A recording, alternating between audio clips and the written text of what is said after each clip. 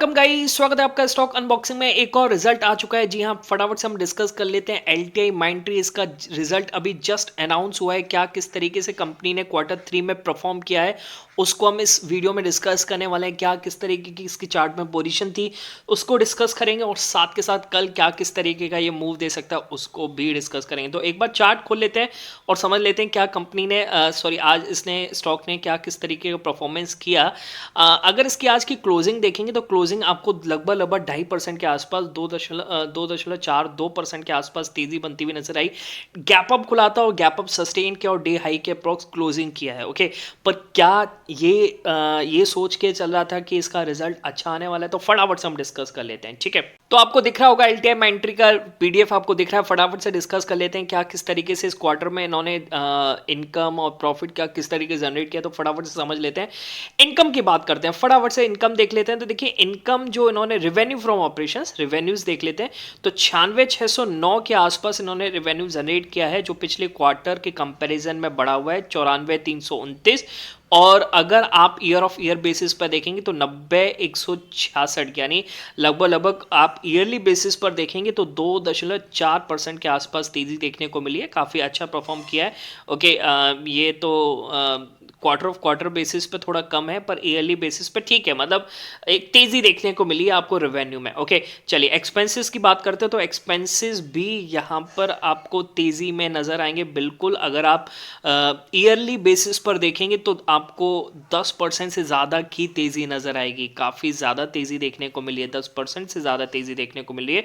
84,009 और यहाँ पर 76,914 के कंपैरिजन में 10% की तेजी। एक्सपेंसेस बहुत ज़्यादा बढ़ गए। ओके, अच्छा, और अगर हम इसको क्वार्टर ऑफ क्वार्टर बेसिस पर डिस्कस करेंगे तो 80,450 के कंपैरिजन में भी एक्सपेंसेस बढ़े हुए हैं। ठीक है, ओके, चलिए नीचे आते हैं, फटाफट से डिस्कस करते हैं यहाँ पर प्रॉफिट किस तरीके से। देखिए, एक्सपेंसिव ठीक है बढ़े हैं तो उस हिसाब से प्रॉफिट को भी जनरेट करना चाहिए, पर अगर आप प्रॉफिट देखेंगे तो 10,867, और ये अगर आप क्वार्टर बेसिस पर कंपैरिजन करेंगे तो 12,516 के कंपैरिजन में काफ़ी नीचे नज़र आएगा।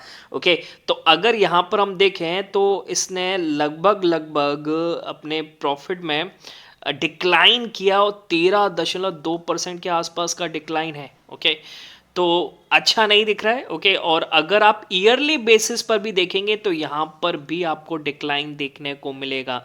ओके, तो कहीं ना कहीं अच्छा नहीं आया है, प्रॉफिट जनरेट नहीं किया। देखिए, कंपनी का काम है प्रॉफिट जनरेट करना, जितने भी खर्चे करे पर एट लास्ट प्रॉफिट जनरेट करना चाहिए, जो कि इन्होंने नहीं किया है। ओके, तो कहीं ना कहीं इन्होंने अपने एस्टिमेट्स को भी मिस किया है, और जो आज का स्टॉक परफॉर्मेंस था उस हिसाब से यहाँ पर बायर ट्रैप होने वाला है कल के दिन। ठीक है, चलिए नीचे आते हैं और फटाफट से डिस्कस करते हैं कि इसका ईपीएस क्या है। अर्निंग पर शेयर देख लेते हैं। अर्निंग पर शेयर बिल्कुल डेफिनेटली गिरा है। ओके, साल दर साल भी देखेंगे तो साल दर साल भी आपको गिरावट देखने को मिलेगी, और क्वार्टर ऑफ क्वार्टर भी देखेंगे तब भी आपको गिरावट देखने को मिलेगी। तो कहीं ना कहीं मुझे लगता है कि और अगर इसके अदर देन ईपीएस, एक और चीज़ डिस्कस कर लेते हैं, इबिट्टा। अगर इसका कंपनी का इबिट्टा देखेंगे तो इबिट्टा में भी आपको दबाव दिखेगा। पिछले क्वार्टर के कंपैरिजन में कंपेयर करें तो 46,56 के आसपास इसने इबिट्टा परफॉर्म किया था, और इस बार जो इसका इबिट्टा आया है वो आया है 1,329, यानी इसमें भी आपको डिक्लाइन दिखेगा 8.9% का। ठीक है, तो इबिट्टा में भी दबाव है। और इबिट्टा मार्जिन देख लेते हैं, मार्जिन किस तरीके से इसने दिए हैं। तो मार्जिन की अब अगर हम बात करें तो इसका पिछले क्वार्टर में मार्जिन जो था वो 15.5% के आसपास था, और इस क्वार्टर जो आया है वो 13.8% के आसपास आया है। यानी मार्जिन में भी 170 बीपीएस यानी पॉइंट्स का बेसिस पॉइंट्स का दबाव देखने को मिल रहा है। तो कहीं ना कहीं स्टॉक आपको कल गिरता हुआ नजर आ सकता है। हो सकता है गैप डाउन के बाद उसमें लोअर सर्किट तो नहीं कहेंगे, एक गैप डाउन के बाद हो सकता है एक रिकवरी है, या फिर गैप डाउन खुल के और नीचे गिरावट देखने को मिले। आपको क्या लगता है? अपना कमेंट सेक्शन में ज़रूर व्यू बताइए। मिलेंगे नेक्स्ट वीडियो में, तब तक लिए बाय बाय, टेक केयर।